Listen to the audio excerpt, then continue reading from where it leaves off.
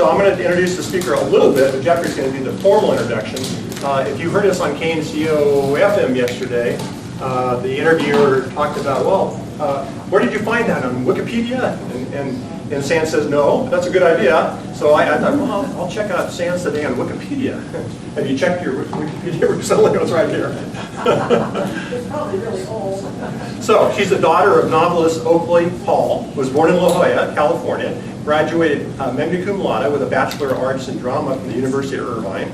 She earned 2 Masters in Fine Arts degrees from the University of Iowa, one in theater arts, a second in fiction from the Iowa Writers Workshop. She also studied at the American Conservatory of Theater Advanced Training Program.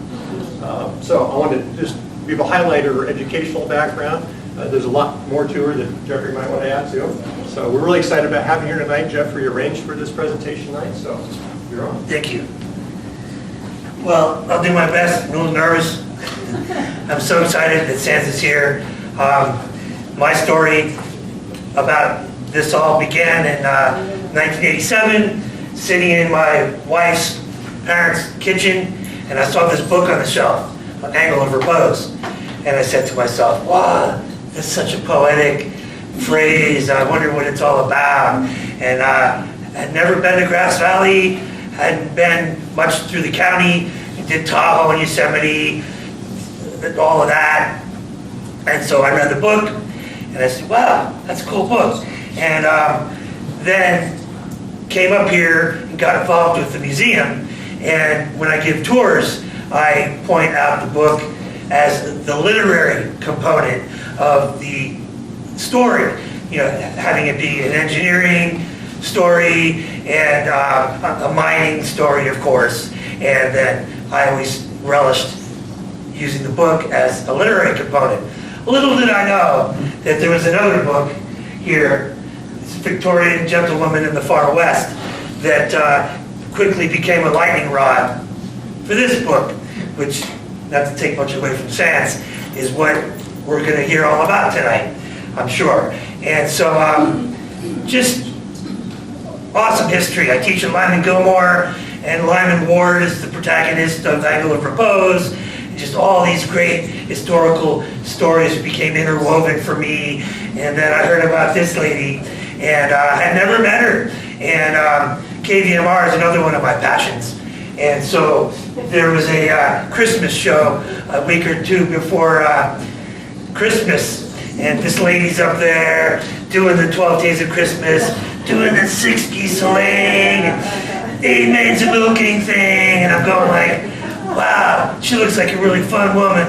And turns out, there she is. And so I wrote to her, and she politely replied that she'd love to come speak to the society. And what else happened? That's about it, but I'm in very much awe of this lady. She's an actor, a director, a writer, a professor, a teacher, and if you look at her website, this is all evident. And I don't know a more talented person personally than Sans tonight. And I'm just very excited to see what she has to say. She illuminates the controversy that's been dogging Stegner since quickly after he won his Pulitzer Prize. So, Sans. We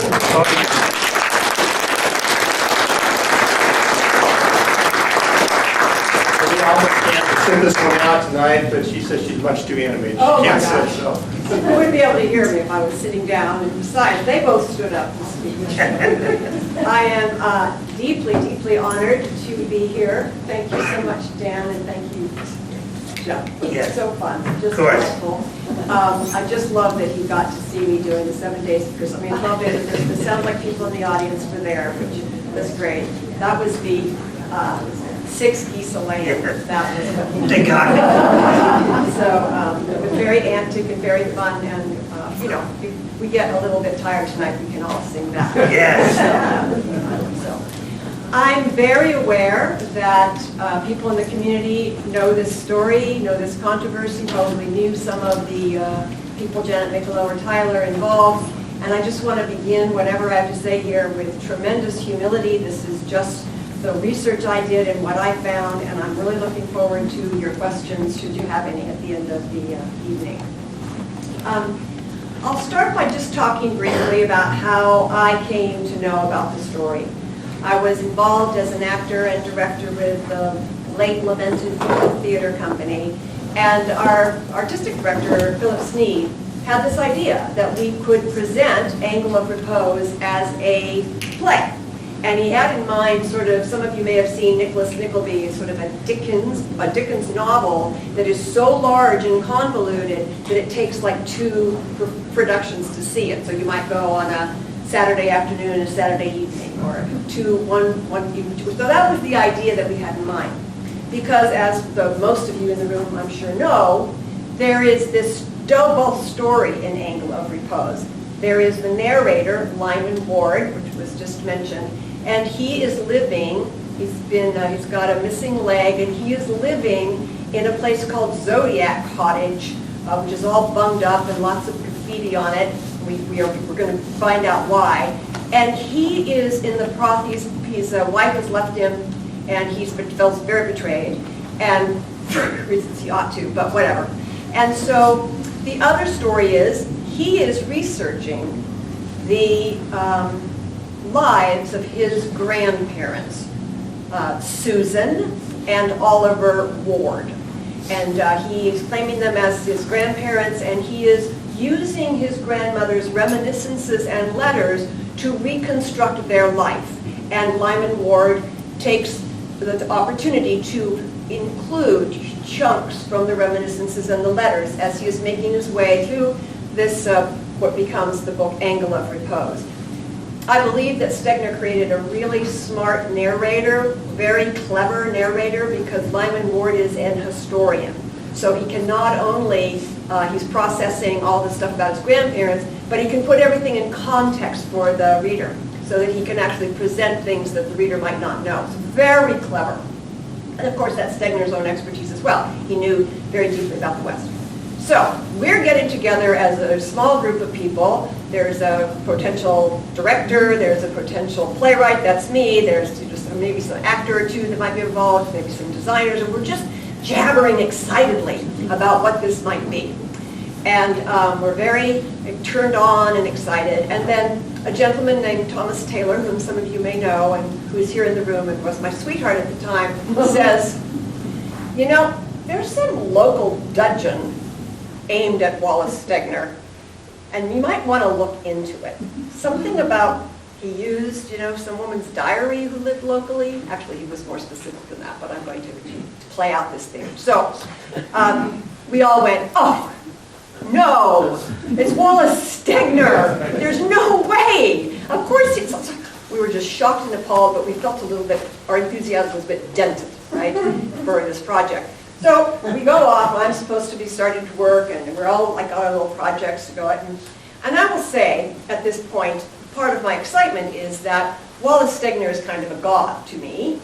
I love his work, I enjoyed this book. I will say that I did not love the Lyman Ward parts of Angle of Repose, but I adored the Ward's part of the book. I really loved following their story, and I thought it was all just completely fabulous. And he was a friend of my father's, probably about a decade or so older. They both lived in San Francisco, and they had quite the literary, august friendship. And in fact, when Angle of Repose was made into the San Francisco Opera Company decided to make an opera, my father was commissioned to write the libretto. So there was some association there, and I was very, very much sort of longing to join that sort of patriarchal world that they both belonged to. There was this like excitement about that I was going to be able to be on par with them, perhaps if I wrote a really good play. So the next day, the to-be director arrives, and she brings to me this book, The Victorian Gentleman in the Far West, which I'm sure all of you are familiar with. She says to me, this was actually shelved next to Angle of Repose in the local library. So, in the local bookstore, so maybe there is something to that controversy. And I'm like, I really don't want to know about no controversy. I just want to get down to how am I going to dramatize this incredibly complicated book. So, somewhat dutifully, I sit down and I begin to read, and right away, I am a little bit intrigued by the writing. For instance, right away, very first of her writing, there's a very long and fabulous introduction by the editor, Rodman Paul. There were dark winter mornings when we woke, as it were, in the night, in a room where an airtight stove blared away with the draft open, panting and reddening on its legless feet. Even now, I've got this little check mark and I remember making it. It was like, I love that, panting and reddening on its legless feet. So right away, she kind of captures me. But I'm also kind of aware, well, I understand that she's a Quaker and she lives up in Milton and she's got this life that's up there in Milton. It's kind of similar to what Stegner's writing about, but I'm a novelist. I come from a literary family. This is what fiction writers do. They borrow lives and ideas. My mother used to call it grist for your mill. You would just like grind it up in your mill and put it to work in your writing. So I'm still not very concerned, okay? But then I turn the page and I come to this. And I'm going to pretend to read it from my book, but I'm really going to read it from my slightly larger print.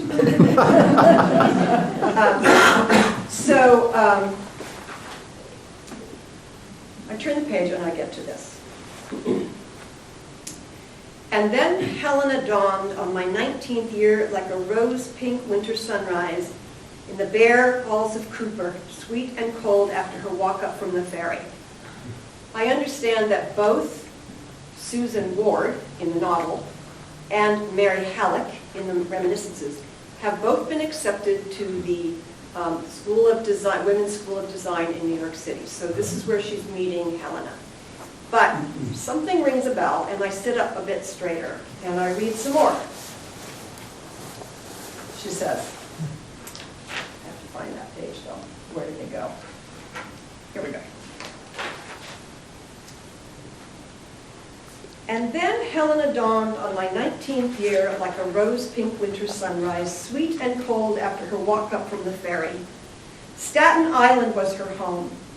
A subsidiary aunt had taken me in that winter who lived on Long Island, and I crossed by an uptown ferry and walked down.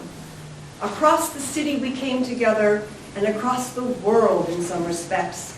She was the daughter of Commodore Decay and a granddaughter of Joseph Rodman Drake. Her people belonged to the old aristocracy of New York. My people belonged to nothing except a society of friends, and not that any longer in good standing. By spring, we were calling each other Helena and Molly, and we sat together at anatomy lectures and Friday composition class, and scribbled quotations and remarks to each other in the margins of our notebooks. I still keep one of those loose pages of my youth with, "Let me not to the marriage of true minds admit impediments," copied in pencil in her bold and graceful hand. And on the other side, in the same hand, the words which began our life correspondence, not gushingly nor lightly. We wrote to each other for 50 years. Her sharings in books and friends were the stored honey of my childhood.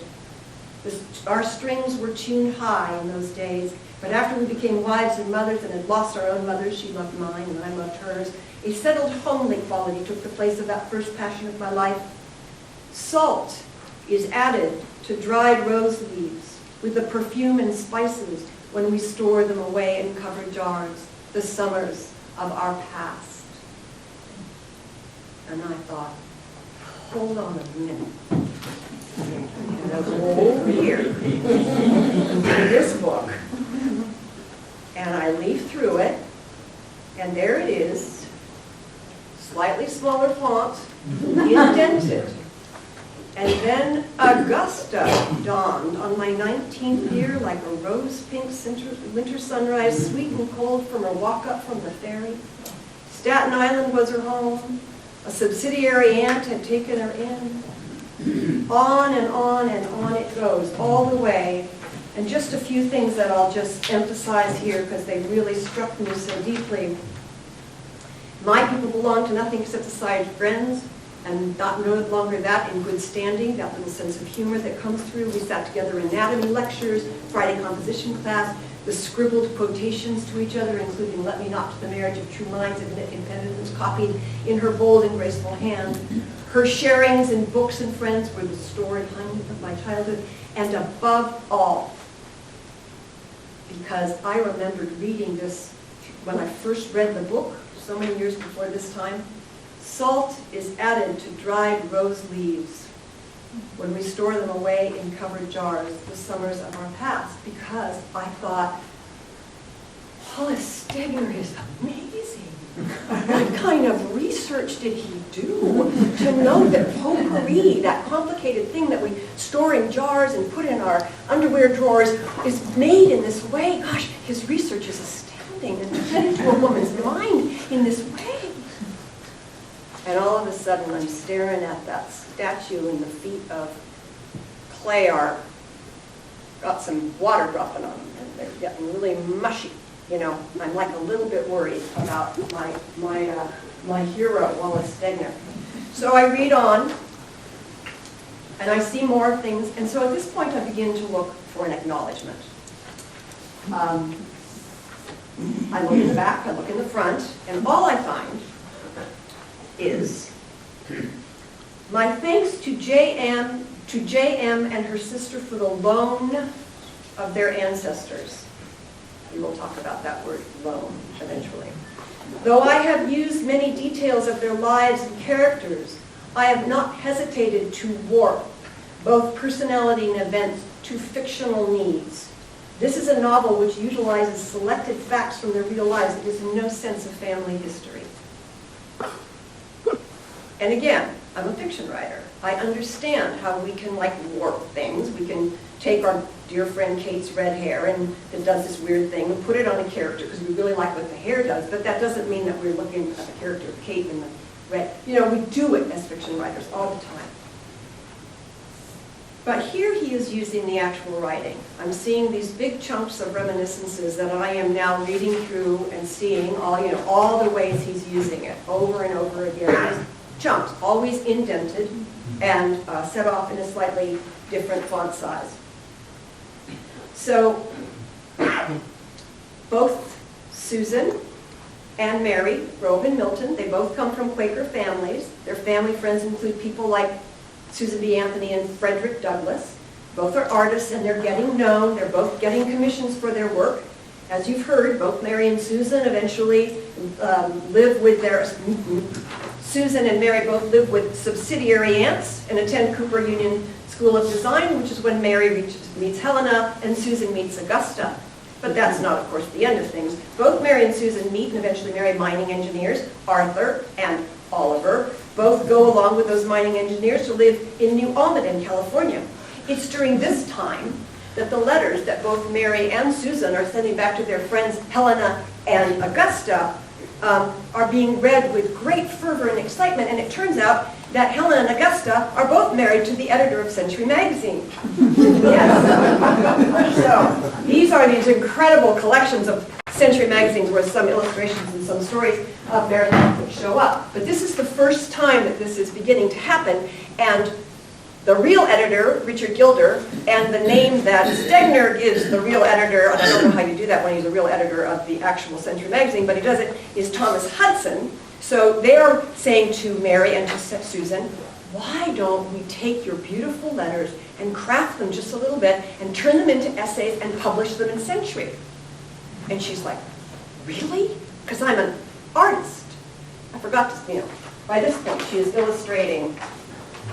Gosh, if you have a moment before you leave, take a look at the extraordinary images in the Scarlet Letter that she illustrated, and these just fantastic things where she uses her family. She writes about this in the Reminiscences. She uses her family as models for the various points in this poem by Longfellow, The Skeleton in Armor. So she is getting nice commissions. She thinks of herself as an illustrator, and all of a sudden, a literary career is born. And she begins to write essays for them. She begins to write stories and fiction. So she begins to build quite a career. Okay, and just to say, I find this interesting. At no point, at least in the Reminiscences, and obviously it's her point of view that she's telling it, Does Mary seem to indicate that Arthur has any problem with the fact that she is earning money for the family with her writing and her art? Whereas in Angle of Repose, it is very clear that Oliver resents the heck out of the fact that she is successful, both in a literary and monetary way. So once that New Almaden job ends, Mary and Susan both hang out in Santa Cruz for a while with their respective first children. We've got Arthur Jr., Sonny, and we've got Oliver Jr., Ollie. While Arthur Oliver seeks work in the Black Hills of the Dakotas, among other things, then all of them, all four of them, land a job. Well, Arthur and Oliver land a job in Leadville, fabulous section of both the Angle of Repose and of the Reminiscences. They both travel to Mexico looking at mines and mining. This trip is written about by both Mary and Susan and serialized in vivid essays that are sent back to Century Magazine, quoted lengthily and verbatim by Stegner in Angle of Repose. So, in Mexico, both Mary and Susan conceived their second child, a girl, named Betty by Mary and very inventively by Stegner, Betsy. And both Oliver and Arthur have a sister, Mary, in both cases, who are married to a man who will turn out to be very important in their lives. This is J.D. Haig as the Foote's brother-in-law. For Stegner, it's Prager. And I just imagine him going, Haig, Seg, Prager. I just do, sorry. Eventually, both Arthur and Oliver turn their ingenuity to the idea of bringing water to the arid lands outside Boise. And I'll talk a bit more, actually a lot more about that important time in their lives shortly. All through, Stegner's quoting liberally from the Reminiscences, and I began to move back and forth between the two books. And I want to take a moment here, if I may, because I have a really attentive and educated audience that is going to be nuanced, I think, understand the nuance of what I'm going to try to do here. Not only does Stegner borrow, loan, whatever his weird word is, take these huge chunks of text, he also does something that I find to be quite clever. In the Reminiscences, Mary will often set a scene. She'll describe what goes on in the scene. She doesn't necessarily give lots of dialogue. She might describe how the dialogue unfolds, but she might give certain elements and details. And this is what I found really almost diabolically clever on Stegner's behalf. And I'm going to just take one and just break it down for a moment because I think it's so interesting. From the Reminiscences. This is the first meeting Mary has of Arthur, and then we will also talk about how Stegner uses it when Susan meets Oliver. So first, Mary. In the afternoon, I slipped into the library, she's at a party, and in the quiet there grubbed away at a piece of work I had brought with me, a front page drawing for Hearth and Home, which had to be finished on time. The door behind me opened with a burst of noise and closed again. A young man stood there who apologized for his entrance and asked if he might stay. Susan's point of view written by Stegner. Sometime later the door opened, letting in a wave of party noise. Susan is working in the library on a drawing. Hoping that whoever it was would see her working and go away, Susan did not look up. The door closed with a careful click when she did look up. He had such an earnest and inquiring face that she felt like throwing the drawing pad at it. That's Susan. Mary. As a matter of fact, I didn't believe I could draw a stroke with him there, but I did. I had noted the evening before, when he was introduced to me, a restfulness of manner that seems to go with certain occupations or with the temperaments that seek them. We have met this man in the Angle of Repose. She got an earnest frowning regard from an unseasonably sun-blackened boy, too big for the gilt chair he was perched on. She had met him barely, one of the Beecher's cousins, newly arrived from somewhere. He had a sandy mustache and fair short hair. He looked outdoorish and uncomfortable and entrapped, and his hands were large, brown, and fidgety. Do you see how the characterization is really moving in different ways? He did not praise my work. He merely said how jolly it must be to have work that one liked to make it pay. She wanted Mr. Ward to praise the drawing, but he only said, it must be wonderful to do what you like and get paid for it. I'll do read the rest of the scene, and then I will talk about what he does with it. So here's, again, Mary. I gathered that he had a job which paid, but he hated it and was thinking hungrily of some other work that should have been his. His eyes had given out permanently, he was told by an oculist, who made a mistake and cost the stunned patient his last 2 years at Sheffield Scientific School at Yale. No years are wasted necessarily, of course. He accepted the verdict and went south to raise oranges and laid up more chills and fever than money, and came north and had his eyes looked at by a better man. All he needed was the right pair of glasses. His class had graduated in June, and there he was, done out of those 2 years, which would have put him in line with the other fellows. Okay, in that context, let's go back to Stegner's version. She wanted Mr. Ward to praise the drawing, but he only said, it must be wonderful to do what you like and get paid for it. Why, don't you? I'm not doing anything, not getting paid either. But you've been doing something somewhere in the sun. I find this a bit flirtatious, but... Florida, I was trying to grow oranges and couldn't. The chills and fever flourished a little better. What did you want to do? I started out to be an engineer, and at an advanced age, gave it up. No smile. I was at Yale, at the Sheffield Scientific School. My eyes went bad. I was supposed to be going blind.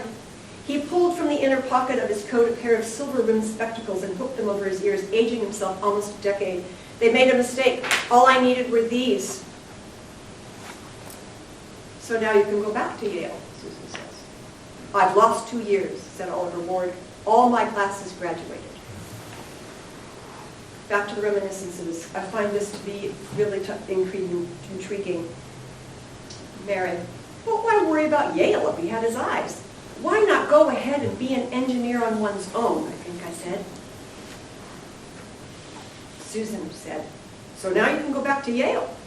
I've lost 2 years, said Oliver Ward. All my classes graduated. I'm going out west and make myself into an engineer. So I believe that amongst the things I want to point out is that, I think you've heard them, the earnest and inquiring face that Susan wants to throw the drawing pad at, which I think is kind of fascinating. Where am I here? Mary Hallock Foote notes the restfulness of manner that seems to go with certain occupations or with the temperaments that seek them. Stegner, Susan, he looked outdoorish and uncomfortable and entrapped, and his hands were very large, brown, and fidgety. The difference between Mary Hallock Foote's "he did not praise my work" and Stegner's "she wanted him to praise her work." Mary says to Arthur in Mary Hallock Foote's in the Reminiscences, and I think this is a lovely bit of characterization, why not go ahead and be an engineer on one's own? Stegner gives this characterization to Oliver. I'm going out west to make myself into an engineer. And then he has Susan laugh at this and say rather snottily, it just struck me as funny for someone of the Beecher blood to become an engineer in the Wild West. So you can see, and why I bring this up and spend a bit of time on it, is partly because I just want to share this sort of deep work of the comparison of the two pieces, but also because over the book, this becomes incredibly important. Who Susan is as very, very different than this incredibly adventurous, leaning into life woman that Mary Hallock Foote is. And Susan comes across to me much more sort of a disgruntled housewife. So, here I am, looking at Angle of Repose, thinking about my play.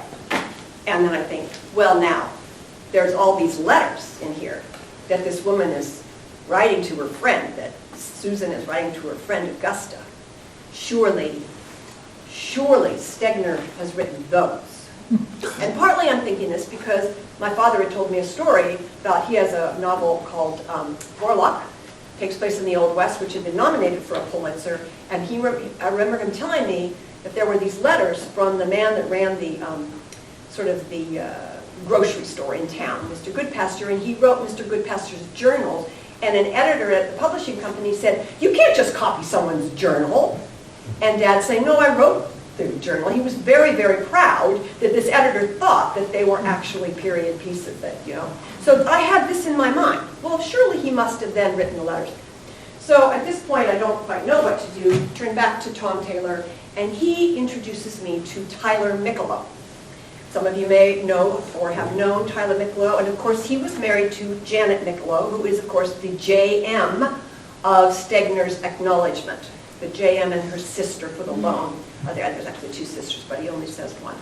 So Tyler is incredibly excited that I have been turned on to this project. He hands me folders of information, including the correspondence between Janet Michelot and Stegner about getting the materials, and he also says to me that the letters of Mary Hallock Foote, for reasons I'm about to explain, are stored at Stanford University.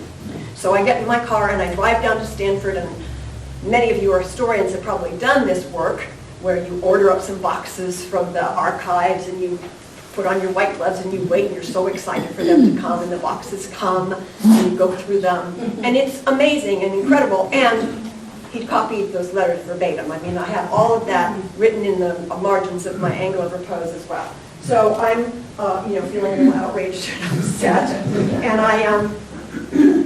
I go back to the group and I say, we're not going to do a play based on Angle of Repose, because even though I really want to join the patriarchy, I'm really not wanting to give Stegner any more credit than he's already received for this book. And for the life of the Footes, which is partly what's so amazing. But I could imagine, and I kept thinking about, what it would be like. Mary Hallock Foote and Wallace Stegner could be in a room and talk. I really wanted that to happen. But of course, how could it happen? The one place I could imagine it could take place would be in the wonderful limbo that theater and the stage provide. But I'm getting ahead of myself, because all of that was here to come. So, how did Stegner come to have access to the letters and reminiscences? Well, he appears to have been aware of Mary Hallock Foote and her writing in the 1950s. Stegner taught her stories in a course at Stanford called The Rise of Realism. He said, told a person with whom he did a lot of interviews, she was one of the best and hadn't been noticed. And a graduate student of his named George McMurray, thinking he might pursue a dissertation on MHF, tracks down her descendants here in Grass Valley, and in a 1957 letter to Stegner, McMurray writes that he's met with Janet and Tyler Michelot, and that, this is a quote, "They gave me 2 more cartons, each as big as the one in the Felton room, of prime MHF material, including nearly 200 of her sketches, all for press clippings, reviews in family and fan letters." So the family's already given them a lot of material, and now he has a whole bunch more. McMurray was supposedly working on a novel, but his letters to Stegner, fascinating to read. For some reason, Tyler has them. Tyler Michelot, they're in a folder. In his letters to Stegner, who was his thesis advisor, they demonstrate he's entranced by MHF. Well, you can see that it's kind of easy to become entranced by MHF, but he collects her out-of-print novels, and he is working on a biography, and he has taken those letters that were written to Helena, which have been sent back by the family, and he is transcribing them. He's typing them up. Okay. So there's evidence the Stanford Library wants more of this MHF material, and of course, the Michelots are thrilled at the idea that such attention might be paid to their ancestors. Janet is the daughter of Arthur, so she's a granddaughter of Mary Hallock Foote. She's the daughter of Mary and Arthur's son, Arthur. So, in March 1957, Stegner, visiting Grass Valley, asked to meet with the Michelots about your grandmother. Now, I don't have his side of Janet's side of the correspondence, so you have to guess this. A month later, a letter indicates he's returning some MHF stories they have loaned him, and he says he's encouraging McMurray's biography, and I'm really glad that he's editing for parallel publication the reminiscences, because right now they're in unpublished manuscript form. 10 years passed. In August 1967, Stegner writes that McMurray, quote, has got pretty old, and it's clear he is not going to get on with that biography. he has given me the typescripts of the letters, and I have been reading them, and I see why the letters excited him. While Stegner says he doesn't want to do a biography of the Footes, he can see that out of their so typical, I find that really an interesting word, out of their so typical and so comprehensive life, I might work out the outlines of a big Western novel of a kind I have not yet seen written. He adds, since it would involve no recognizable characterizations and no quotations direct from the letters, I assume this sort of book is more or less open to me, and in a PS he adds, do you know the location of your grandmother's reminiscences? In September, he acknowledges Janet's prompt reply. In October, he thanks for sending the reminiscences. And by February 1968, he's read them. Quite a book, really, and I'm quite a life. I'm all the more persuaded that it ought to be worked into something. I'm all the more eager to try and do it. Then, silence. Meanwhile, this other intriguing thing happens. The son of Arthur's brother-in-law, aforementioned J.D. Haig, encourages the Huntington Library Press to publish MHF's reminiscences, which they are delighted to do. And in March 1970, Janet receives a slightly panicky letter. Probably. You thought I was dead, paralyzed, struck dumb, or otherwise incapacitated. I am none of these. This is Stegner, thank you.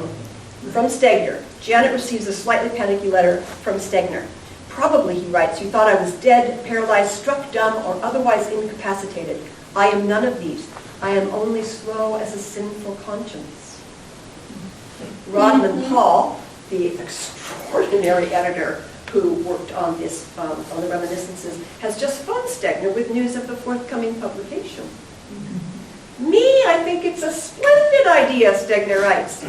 But must I now unravel all these little threads I've so painstakingly raveled together, the real with the fictional, and replace all truth with fictions? Or does it matter to you that an occasional reader or scholar can detect the Footes behind my fiction? Thank you. The news of the imminent publication of the manuscript in which he was basing his book was no doubt unsettling. As long as there was no copyright, Stegner was within his legal rights to borrow from it freely. I don't know where that's actually going to be actually okay anywhere, but he is legally okay. Above all, unraveling those little threads would have destroyed the novel. It seems to be at around this point that Janet simply says, well, let's change the names. Just don't use any family names, which is where we get the Susan and the Oliver and the Betty and the Betsy, and the Arthur, Sonny and the Ollie. It's very, very clever work of changing the name. He adds in this letter, for reasons of drama, I'm having to throw in a domestic tragedy of an entirely fictional nature, but I think I'm not too far from their real characters. A month later, Janet has written back. He thanks her for the vote of confidence. Then he adds, do you want to read this fat 600-page manuscript when it's finished? Or would you rather wait till I can send it to you in print? As I've already warned you, it wouldn't do to look for your grandparents' lives in it, only a sort of outline and flashes. All of it bent where I needed to bend it. We don't have Janet's reply, but it's clear she demurred from reading that fat manuscript. And so the novel is published with the threads intact, Mary's life bent when he needed to bend it, and including the domestic tragedy of an entirely fictional nature. That was 1971. The Reminiscences were published in 1972. The same year, Angle of Repose won the Pulitzer Prize. So I have lots of other little details I'd love to share with you, but I'm going to move along to Idaho. So one of the things, the first draft of Fair Use, which I did eventually write a play called Fair Use, I fell so in love with Arthur and his extraordinariness that the play almost became more about Arthur than it became about Mary, which I think is kind of interesting. But amongst the things I adore about Arthur is that he was in a business that required the exploitation of men in terrible, terrible working conditions, deep in mines, horrible things like having to strip down and have their butts checked so in case they were taking gold out, just completely exploiting and, just these disgusting things. And he had come up with this plan that out in Idaho, around Boise, this little town, there was aridness, and that if he could harness the Snake River and cause it to run through a canal and go through Boise and irrigate all around Boise, he could bring water to these arid lands and make a lot of people happy and be outdoors and up above ground while doing it, okay? Oliver is given the exact same dream. It's called the Big Ditch. I think kind of fondly. I love this about the Footes. They just get she's grubbing away on a painting and they call this humongous project the Big Ditch. They just had a great sense of humor. So they have money behind them. There's so much detail I'd love to give you. The money dries up. There's more money. There's a terrible recession. They create a pretty extraordinary, if very hard life out there if you read the Rems. And I just want to say that this wonderful book by Stacy Will, I stayed with her when I did a staged reading of my play in Boise, right on the canal, by the way, so I could just see the water that Arthur had planned. But this is a pretty amazing book because she goes through all the letters and she finds out the decor that would have been in the house. And this is a house they built, as Mary Hallock Foote writes about it, out of the native earth we stood on. And she says, of all of our wild nest building, this was the wildest and the hardest to leave. It's just an amazing story of building this house. So they actually, in Mary's part of things, they actually created some pretty happy circumstances. And she just writes about it so well. One of my moments that I want to say is that they're arriving for the first time. She and Arthur, Sonny Jr., and Betty, the daughter, are all arriving. She writes, this was a big laugh line in Boise because Kuna now is a hub of many, yes, thank you. No one remembers Kuna. Huge laugh line. Anyway, here she writes, no one remembers Kuna. It was a place where silence closed about you after the bustle of the train, where a soft, dry wind from great distances hummed through the telegraph wires, and a stage road went out of sight in one direction and a new railroad track in another. But that wind had magic in it. It came across immense dry areas without an object to harp upon except the man-made wires. There was not a tree in sight, miles and miles of pallid sagebrush, as moonlight unto sunlight is that desert sage to other greens. It gives a great intensity to the blue of the sky and to the deeper blue of the mountains lifting their snow-capped peaks, the highest light along the far horizon. I mean, you can see what a fine illustrator she was because of the language that she uses in this way. Also, this is her response to their first thing. We're bowling along in our light livery rig, she writes. From time to time, the front seat looked back to see how the back seat was making it and how we liked it on the whole. We liked it very much. Over there, we were told, was the Sawtooth Range where the Boise River heads up in southern Idaho. War Eagle Mountain and his brethren of the Owahis might be 50 miles away. There was no guessing distances in that pure light and featureless perspective. We were driving straight across the drainage, and the wife of the new irrigation engineer marked the phrase as part of the language she was expected to know. We came out on the last long bench above the valley of the Boise and saw, across a bridge in the distance, the little city which was called the metropolis of the desert plains. The heaven of old teamsters and stage drivers crawling in at nightfall. We saw the wild river we had come to tame, slipping from the hold of the farms along its banks that snatched a season's crops from it as it fled. Multiply that inconstant water 100-fold. Stored in these reservoirs, the man talked of building up in the crotches of the hills, cover the valley with farms, and even to the mind of the misbeliever, here was a work worth spending a lifetime on. So that's Mary Hallock Foote's perspective, right, on what her husband has come here to do. So beautifully phrased. Susan is a lot less enthusiastic. So in those 10 years, they take a decade out there, hoping and breathing and praying for this dream to happen. Susan has no miscarriages. Stegner just leaves those out. But miscarriages were a huge part of both her and Helena's lives. Helena had a startling number of them. Mary has a number that she mentions very briefly in the reminiscences, but both of them finally blessed by a second daughter, third child. Both, in this case, are named Agnes. Stegner does not change the name of the youngest daughter. And just another little short piece of writing to let you know.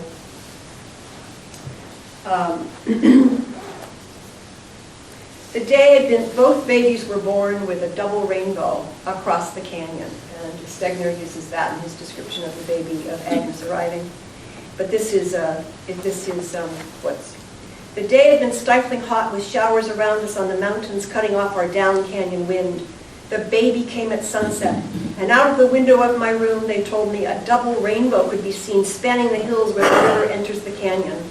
A sight so beautiful that he, who did not know that he had another daughter about 2 minutes old, came to the door and begged them not to let me miss this welcome to our canyon baby. I laughed to think of it afterwards how Bessie, her sister, held the door against him and said, "She is not thinking of rainbows." Heaven and all its rainbows could not have sent me greater peace than I owed that night to my tired sister on the cot beside me. Not a word had she said about her descent upon the cloud. She had given its first bath to the new baby that lay cradled between us in that trance-like sleep which ushers in the troubles of the world. The wind rose in the night and came rushing past the house with a sound of mystery in the air. It was midsummer night. The fairies might have been abroad on that wild, soft wind bringing dreams. We named the new baby Agnes. She was quick on her feet, resilient in spirit, yet reticent in speech, full of a mysterious, lonely joy, as if the fairies of her birth night still kept her company, and double rainbows that no one could see stood in her dreaming skies. So that's the kind of language which entranced me, you can tell, that I just love so much. In his conversations with Wallace Stegner, historian Richard Etchelling dedicates a chapter to Angle of Repose, and in it Stegner is often defensive. "It has nothing to do with the actual life of Mary Hallock Foote, except that I borrowed a lot of her experiences," he tells Etchelling. And the Mary Foote stuff, his word, had the same function as raw material, broken rocks out of which I could build any kind of wall I wanted to. Contemporary reviewers and writers, with few exceptions, men, of course that's who had those jobs in those days, defend Stegner with the no copyright argument, or insisting, as Stegner himself did, that the family had given him permission.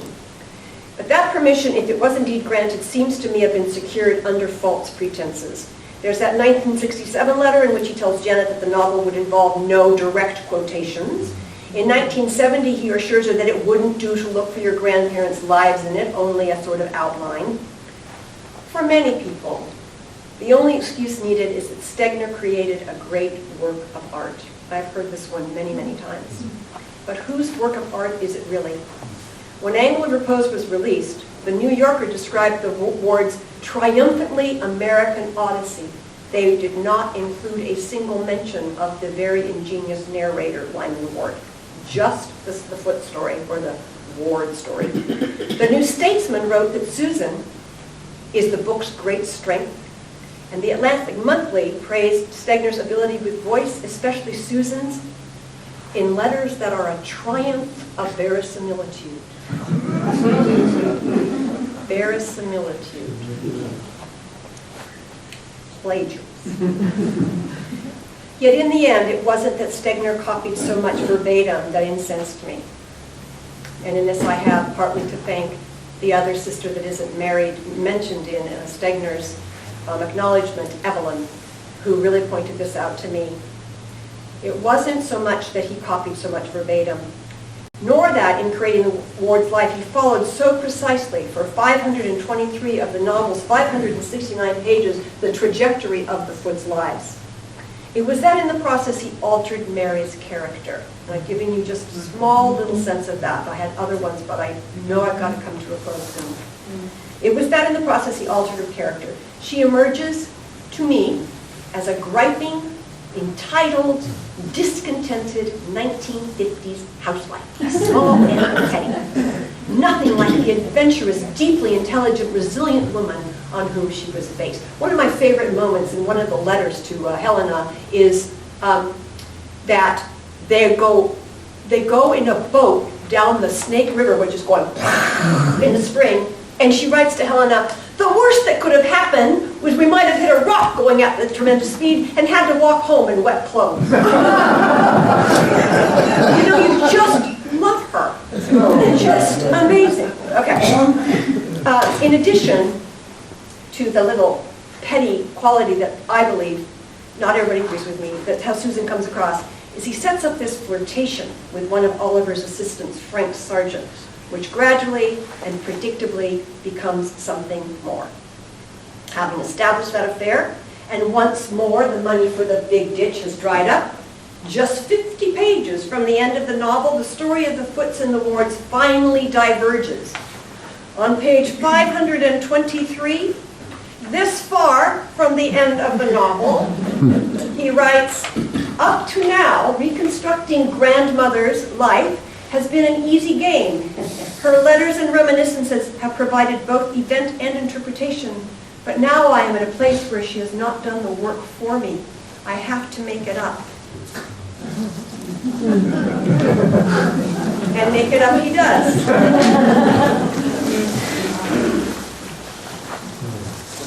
The flirtation reaches some kind of boiling point.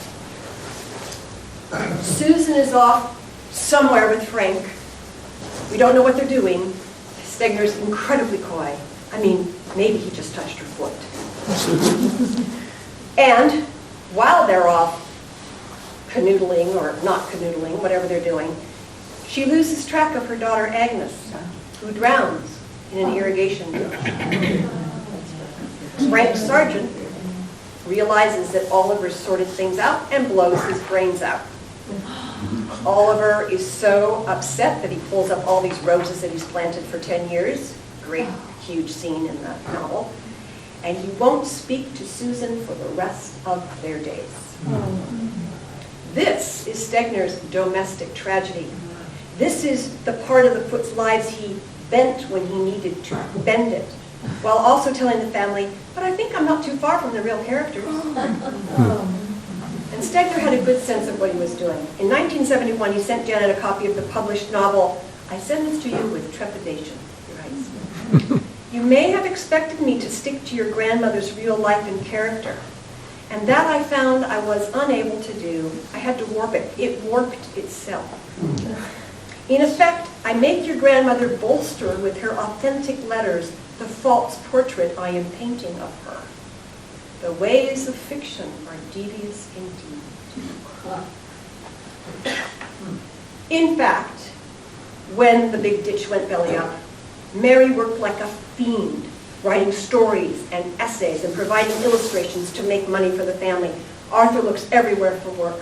Amongst the things I love during this period is Mary is in touch with Rudyard Kipling, and she's complaining that she's writing pot boilers. She's providing illustrations for a poem, I think, of Kipling. And Kipling writes back and says, "That's okay, that's all right, if it boils the pot." She says that, how much that meant to her to get that little accolade.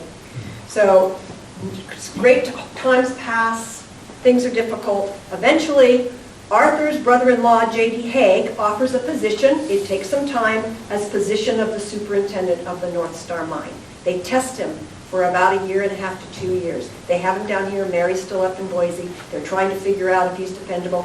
He has things like, he doesn't want, once he becomes superintendent, he won't, once electricity gets invented, he won't put electricity and men in the same mine because water is in mines and he doesn't want to endanger the men. So even then, when he was becoming superintendent, he took care of his men. So the same thing happens, of course, for Oliver with his brother-in-law, Prater. And finally, the tapestry of the novel returns to its original source. The Foote speaking and the Wards not. Move to Grass Valley. For the Wards, it's the Zodiac. For the Footes, the North Star. And tragically, Mary's daughter, Agnes, also dies young, not as young as Susan's Agnes. Agnes dies at 18 of appendicitis. Mary was so distraught by this death, she did not write again for 20 years. And when she did, it's a beautiful book in which she kind of imagines, it's called The Groundswell, in which she kind of imagines who Agnes might have become. Just incredible. And she becomes a feminist, actually, which I find fascinating because Mary had none of that in her. She didn't believe in the vote. Fascinating. Whole other topic. And that's the Mobius twist for me. Those that don't know the Foote-Ward connection think Stegner invented those astonishing lives and all that wonderful writing and the sorts of details that he's included that I've shared with you. Those that do know the connection think that Mary Foote, like Susan Ward, is not only a disgruntled wife, but far worse, a woman who cheated on her husband, as a result of which her daughter died, as a result of which the couple lived utterly estranged out there at the Zodiac. Or is it the North Star Mine? Because Mary Hallock Foote was a big of a snob and she didn't really take to her Grass Valley neighbors, it was very easy to imagine the two of them out there, I'm sure, being quiet with one another. Arthur had a bit of a drinking problem. He would periodically go off and get on a bender and then come back. There were all these things that the community kind of knew. So they could actually supply.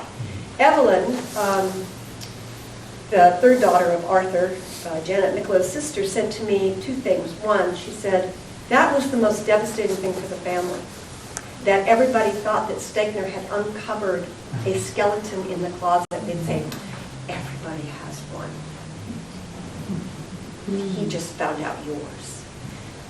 But she also told me a wonderful story. She tells she's probably about 5 years old out at the North Star, and she remembers Mary coming home from a long trip somewhere. And Mary stood very small. She was maybe 4'10", 4'11" at the slightest. And she says she remembers that Arthur was lying down on a sofa, and that Mary came in the house, ran across the living room, and just jumped on him. So I don't think there was a lot of no talking going. So 2 little points, and then I'd love to open it up for questions. The first one, and I'm just really disappointed that Stegner did not include this because I think it's so remarkable.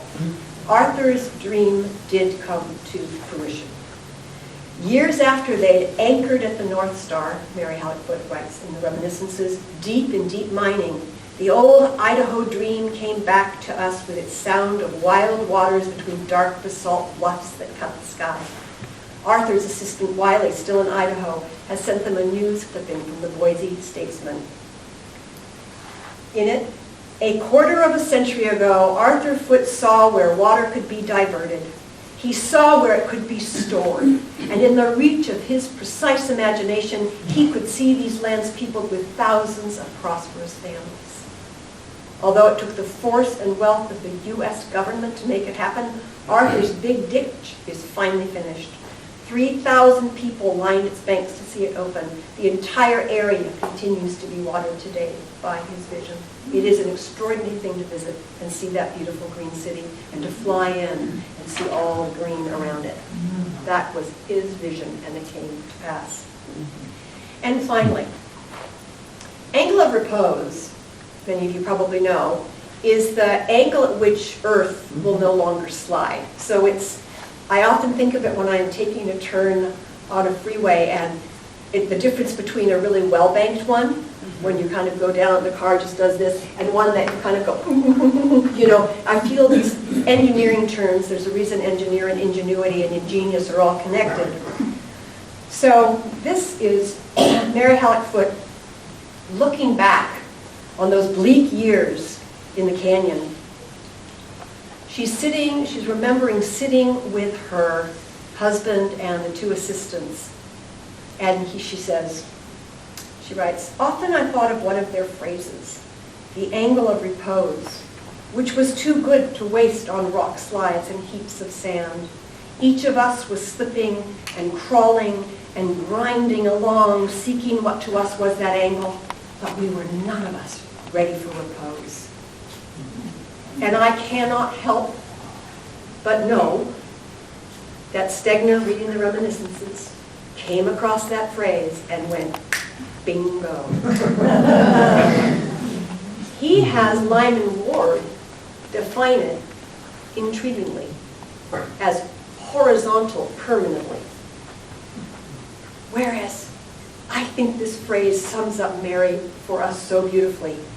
Each of us was slipping and crawling and grinding along, seeking to us what was that angle. But we were none of us ready for repose. That's how she lived her life. She leaned in. She was excited.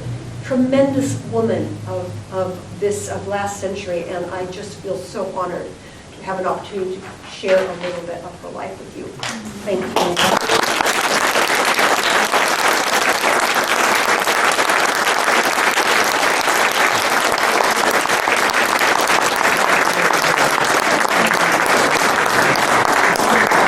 You can see I get emotional.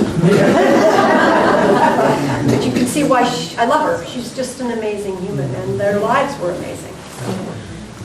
I'd be happy to answer any questions. You can also just go to refreshments and I'll hang around, but let's take you and then you. Yes? In 1994, I talked with Ellie, and she was talking about how they were collecting papers and someone was going to put it in a book. Were you that person? No. This is a story that she talked to Evelyn in 1994, and there was talk of what it was trying to get both Helena's letters to Mary and Mary's letters to Helena in a book. And that project has been going on, it's still going on, but it has never come to fruition. Now it's passed to somebody, I think she was a professor at Boise State, but now I think she's retired. But it continues to be a vision, but it hasn't come to pass yet. Yeah. Yes. Thank you, Sands, for a marvelous presentation. So, Mary Foote's grandnephew, James Haig, persuades the Huntington Library to publish her memoirs. At the same time that Wallace Stegner is working on the novel. Is that a coincidence? Or does Rodman Paul's sort of warning letter to Stegner suggest that maybe it wasn't? And it may be a question that's not answerable, but I would be interested in your take on it. My own probings into this exact same question have revealed that it was really a coincidence that Janet was, she was aware of the reminiscences being with Stegner, but that it was James D. Haig who was wanting, because there was a lot of material of because James D. Haig, grandpère, was an enormous force in the mining world. He knew everybody. He financed things, he bought things, he was a huge force. And a lot of those papers reside at the Huntington Library. So James D. Haig, the grandson, understood that, knew these reminiscences existed, and thought it would be nice to honor his great aunt. So I think that was how it came about. But I think that then, once that began to unfold, Janet let Rodman Paul know that Stegner was working on a novel about them. And so then Rodman calls thinking, oh, and he does, Rodman treads that line very, very carefully in his introduction to the reminiscences, because Stegner at this point is this august creature, and how can you tackle him, you know? And so he threads that needle in a really touching way, you know. He makes an effort. But I think they were pretty disconnected. It was a coincidence, but Rodman is the one that clearly let Stegner know. Thank you. Yes, Sandra? So was Stegner ever called on this? Yes, he was called on it by various academics. There's a woman who wrote an essay, Marion Walsh, who wrote an essay called Succubi and Other Monsters, in which she took him to task really, really intensely. In fact, it was so virulent that it didn't serve any purposes, because it allowed Stegner to go, look at these crazy women and how they talk about me. As recently as after my play, I forgot to talk a bit about my play. My play eventually became Fair Use, but I called in, there was the 35th or 40th anniversary of Repose or something, and Michael Krasny had Richard Etulain on his program, and I called in to cheerfully say, well, is there any conversation about the fact that there's a lot of that book that, he didn't make up? And Etchelaine says to Krasny, says, look at these women. All they want to do is bring a great man down. So you can see that my desire to join the patriarchy shifted.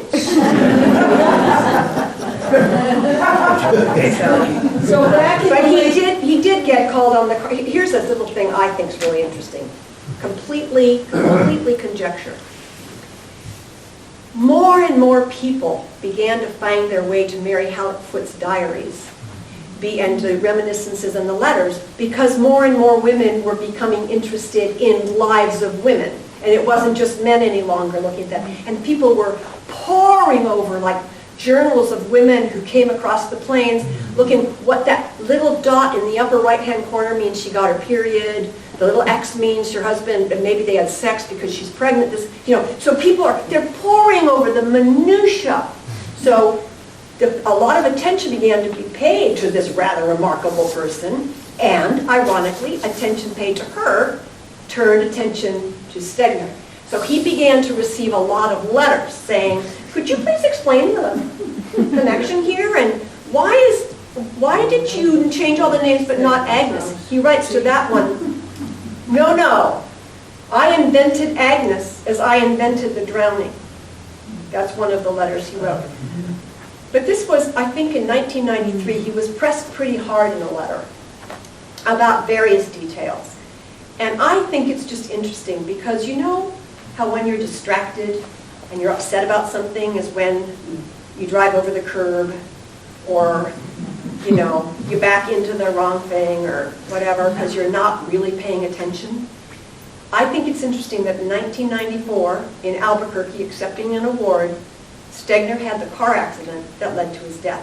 I think that he was understanding that stuff was beginning to come in, that more and more questions were being asked that he wasn't going to be able to answer. I don't believe that he caused his own death. I don't mean that. I just mean I think that he was distracted. And that's complete conjecture. It's completely conjecture. It's my ooty-wooty weird thing I do, right?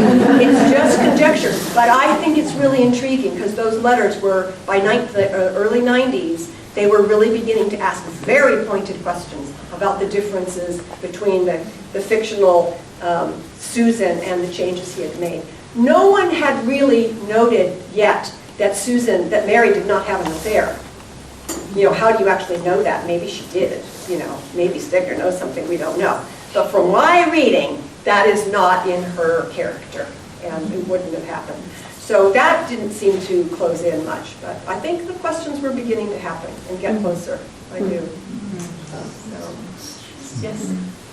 So Mary was out in the Wild West. I mean, an area where it was not a lot of press and publication and acknowledgement, and yet she was prolific in both her writing and her art.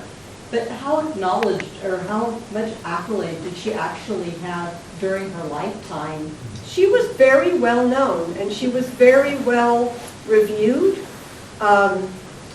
Amongst the things I find really charming in the reminiscences is when she shares that these miners have one copy of Century magazines, right? They have the little Century magazine, and they're passing it around amongst themselves. One can reading to the others, and one of the letters comes signed by 14 miners, starting with Old Jack and ending with the Kid, and they ask, how do you know these things that the eye of woman hath not seen? And she writes back and says, because of my engineering husband, blah, blah, blah.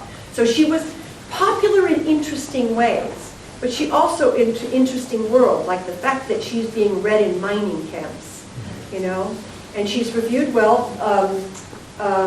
She was published, I think, Other Ironies, published by the same company that published most of Stegner's novels, Houghton Mifflin. Published the same amount of novels as he did. I mean, I think there's some they were both essayists, and another irony I think is really fascinating is that Stegner really, did so much work for the West about environment and everything else. But he had a house in Vermont that he went to every summer. And when he died, he asked that his ashes be scattered there. when Mary and Arthur back up, Arthur Jr. becomes superintendent of the mine, and they go back east to their family, to Betty. Betty. And he dies and is buried there.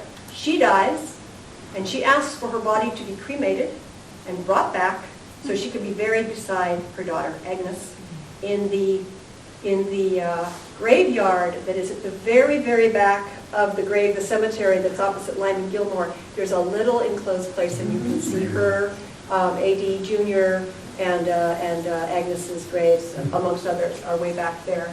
So I find that to be amazing. She kind of always had this yearning for the East, partly because of Helena, but she wanted to be buried in the West. And he was this big Western guy, and he wanted his ashes in the East. I just find these to be fascinating little details that connect to each other.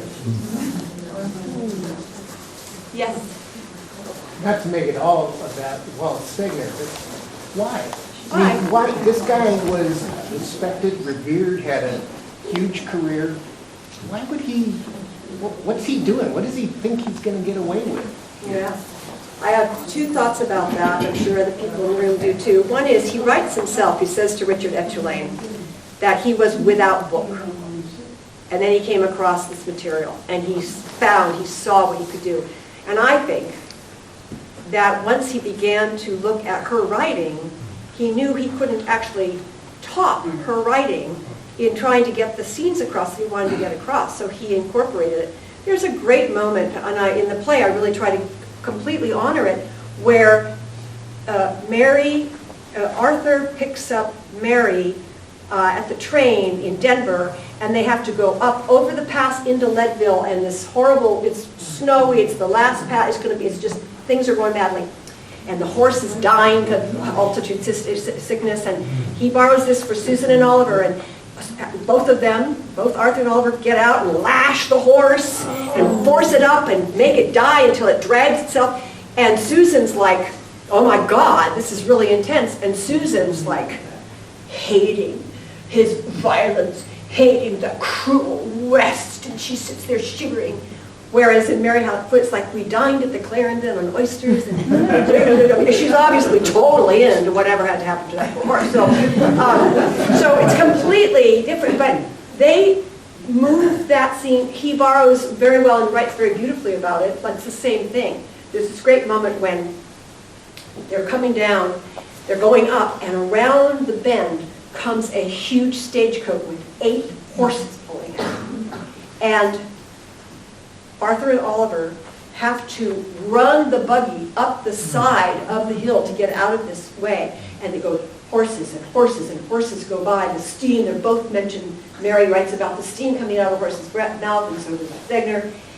Wonderful detail of Mary Hallock Foote that there was Arthur and the driver exchanged a small, stern grin as they pass. And Stegner borrows that too. So I just don't think he could top it. And then I also think that he never thought that anybody would find out. I think he thought she was he said, she just wasn't interesting enough to make her the topic of a biography. By converting her to fiction, I had the chance to make her immortal. That is pretty direct quote.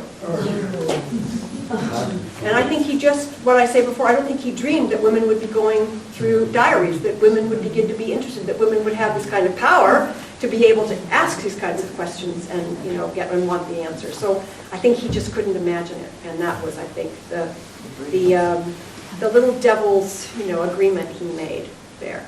So, but I will always ask that. Yeah. You mentioned the play that you finally came about, the dialogue between the two of them, and I forgot. Fair use. It's a copyright term. Mm-hmm. And I understand it has been performed here in the past. Yes. Would you ever think about reviving that? Absolutely. I've had numbers of fabulous outings, readings. It's a fundraiser for the North Star House 2 times, and a full production at Foothill Theatre Company, full production up in Boise. They're, for obvious reasons, obviously very interested in the story as well, and 2 stage readings up there as well. I'm currently wooing Capital Stage in Sacramento to please put a production up. It's a very fine professional theater. I think there's about a 0.001 chance that they would take it. But if anybody is a subscriber, write them. Say, I just heard Sam Stockton, it's really fantastic. But there is a local theater company that's approached me about the possibility of doing it. And if this falls through in Sacramento, I will probably accept their proposal that we do it here, because it would be lovely. Yeah. I'd love to have a professional theater company do it for all kinds of reasons, but it's really a story. You can see that it's a story worth telling. For me, the angle of Repose I'm trying to get at is that as many people as possible know the difference between the Foote's lives and the Ward's lives. That's just really, really essential to me, you know.